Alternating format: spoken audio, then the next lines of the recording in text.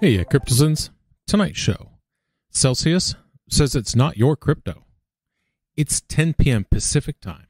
The date is July 19th, 2022, and welcome back to the Crypto Overnighter.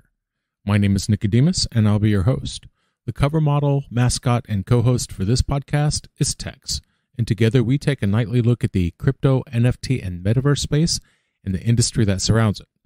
So take a minute, go ahead and subscribe to the podcast now, because we're here at 10 p.m. every night so that when you leave in the morning, you're taking with you the crypto news analysis that you need to start your day. And keep in mind, nothing in this show should ever be considered financial advice. The Celsius saga continues. Not your keys, not your cheese. And boy, howdy, Celsius Network is hot to trot to prove that true. In fact, they're saying that your crypto isn't yours, it's theirs. And we're not talking about an insignificant amount of money here, because it's shown that they have 500,000 creditors to whom they owe $5 billion. So for about a month now, Celsius has been slowly and loudly dying. And the moment really came into focus for everyone was the moment that they shut down withdrawals and swaps and transfers. And then people heard about how intentionally and carefully Celsius appeared to be winding its debt down, clearing up all the over-collateralized debt to make use of that collateral somewhere else. It's a reasonable plan designed to preserve as much capital as possible. And that might be considered good news for investors. And then people heard of Voyager and their bankruptcy filing, Chapter 11. And with that was the news that they have a plan in place to preserve as much of their customers' capital as possible. That also might have been considered good news for investors, because indeed it did come to pass that Celsius Network did in fact file for a Chapter 11 bankruptcy. Well, I think that Celsius Network, they might not have everyone's best interest at heart. On Monday, bankruptcy lawyers for Celsius went to court at the first bankruptcy hearing. Now, Pat Nash led the lawyers from Kirkland Law, and in that hearing, they pointed to the terms and conditions, and specifically the sections to do with the earn and borrow accounts. They say that the T's and C's are on their side, that users signed over their legal rights to their crypto when they deposited on the Celsius platform. Well, maybe not all of it. The custody program is different. The Celsius custody program had different terms of service that state that the users retain the title to their crypto and are entitled to its return. That Celsius specifically couldn't use it without permission and approval from the customer. That's what it looks like. Some are still trying to argue it, but it looks like the title stays with the owner. Now, remember, the Celsius custody program wasn't really as popular as the Earn program was. In fact, it was largely used by non-accredited U.S. investors. That's because some states across the U.S. had a problem with the Earn program. Maybe we should have listened. Not so for Celsius's more popular Earn and Borrow programs, though. If you look at the terms of service for the Earn and Borrow accounts, there's a line in there that appears to give Celsius full control over any crypto deposited into those programs. It says, quote, "Title to coins is transferred to Celsius, and Celsius is entitled to use, sell, pledge, and rehypothecate these coins." Now, according to Celsius's lawyers, that means users handed over their rights to Celsius, and Celsius is entitled to do pretty much whatever they wanted to. Take that crypto and invest it in a different fund? Okay. Sell it and invest the profits? Okay. Take it to the track and bet it on the ponies? Okay. Because their argument is that Celsius's 1.5 million users technically don't own the crypto they deposited. And Nash appeared to be speaking for them. He said that users would rather ride this crypto winner out, that they'd rather let Celsius continue to hold on to those funds rather than sell them off. He reportedly said, quote, "The vast majority of our customers are going to be interested in riding out this crypto winner, remaining long crypto, having the opportunity to realize their recovery through an appreciation in the crypto macro environment." Now, translation. He says that the network's investors, their customers, would rather continue to trust Celsius to manage and invest their money. That's what he's saying. Now, what he's thinking is, God, please let us hold on to this crypto long enough for it to be worth something again so that we can pay some people off. Busy day on the markets today. Lots of green. According to CoinMarketCap, the top 5 cryptos by market cap are Bitcoin up 7.91%, Ethereum up 4.19%, Tether, USDC, and Binance Coin up 4.33%. Okay, so Celsius and their lawyers are also playing up the Bitcoin mining operation. Yeah, they're trying to say that they could mine enough Bitcoin to pay some of that debt off. And that, of course, would require leaving the mining part of Celsius at least in operation. And that's the reason for the Chapter 11 filing.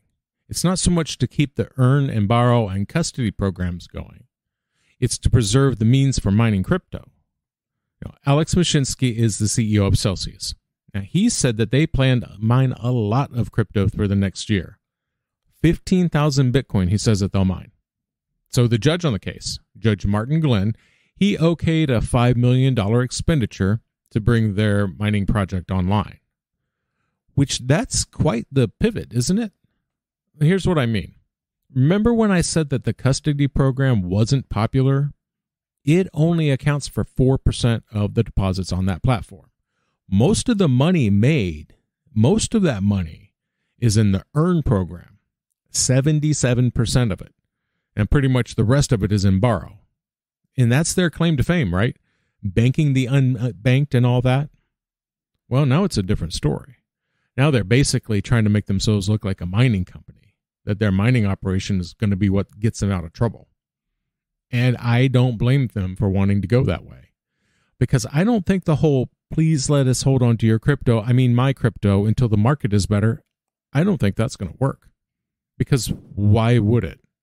And why would anyone trust them to find success when they've reportedly been failing for years and just nobody knew it? I mean, in addition to the full-on degen mode of operations here, we find out that the problems for Celsius have been around for quite a while. NBC produced internal documents from Celsius. These come from former Celsius senior execs. And they reportedly show Celsius was in trouble long before the Terra Luna Black Swan event. According to these former employees, Celsius was chaotic. They practiced poor risk management. The documents that they turned over to CNBC, it shows that Celsius was investing in high-risk projects. And then they would borrow money to hedge their funds for higher yields. And then, yay, they'd hand out the profits from the yields to their customers. The global NFT market cap is up 15.8%. Sales volume is down 4.05% in 24 hours. According to CoinMarketCap, the top 5 NFT collections by sales volume are Otherdeed, followed by Bored Apes, Mutant Apes, CloneX, and CryptoPunks. Now, keep in mind, some of these collections have very volatile prices, so do your own research. Tim Cradle is Celsius's former director of financial crimes compliance. Now, in his interview with CNBC, he said, quote, "The biggest issue was a failure of risk management. I think Celsius had a good idea. They were providing a service that people really needed, but they weren't managing risk very well." And he also said that compliance was an issue. And that was his area, so he would know. He said that they failed to invest in compliance. He said that he was part of a 3-person team from 2019 to 2021 and that they lacked sufficient resources to do their job effectively. And then the pump and dump. So Celsius has its own token, the CEL, and that's also proof that you should never let an engineer name anything. Now, they would apparently manipulate the price of CEL by, quote, actively trading and increasing the price. Now, this was reportedly done by the executives of the company, and it was common enough that it was talked about in the open. Quote, "They weren't shy about it. They were absolutely trading the token to manipulate the price. It came up in 2 completely different conversations for 2 completely different reasons." Now, a different employee, one who didn't want to be named, he said that while Celsius was trying to get buyers, Alex Mashinsky was selling. So yeah, if these things are true, then their ethics are poor. But they are just allegations at this point. What are not allegations is their track record, which figures into things here, because they still owe $1.2 billion off of $5.5 billion in total liabilities. But that's $4.7 billion owed to customers. Well, at least that's how most people see it. Now, they were promising a 17% APY on accounts. Now, during the course of things, Mashinsky has revealed that they in fact paid closer to 5%, which is still really good when compared to the typical interest rate of a savings account, 0.09%, which is, of course, the problem. As long as people let themselves get suckered in by the hucksters offering too good to be true interest rates, this is going to be a problem. Because at present, there are no guardrails. There is no regulatory agency, no regulator to save people, nobody to keep you from the hucksters when they start telling stories of absurdly high interest rates. I want to close out tonight with a quote from Alex Mashinsky. Now, it really puts the entire hypocrisy into focus. This was in September of 2019 when he told his 190,000 Twitter followers, quote, "Not your keys, not your crypto. Yeah, but lost your keys, not your crypto either. Trust Celsius Network to hodl for you while earning up to 12% interest on your coins. 25 main coins, stable coins, and staking coins to choose from. No one offers more. Unbank yourself." And that's going to do it for us tonight. I want to thank you, my listeners, because when you stop listening, I'll stop talking. You stay safe out there. You watch out for yourselves, but watch out for each other too. We'll see you tomorrow night.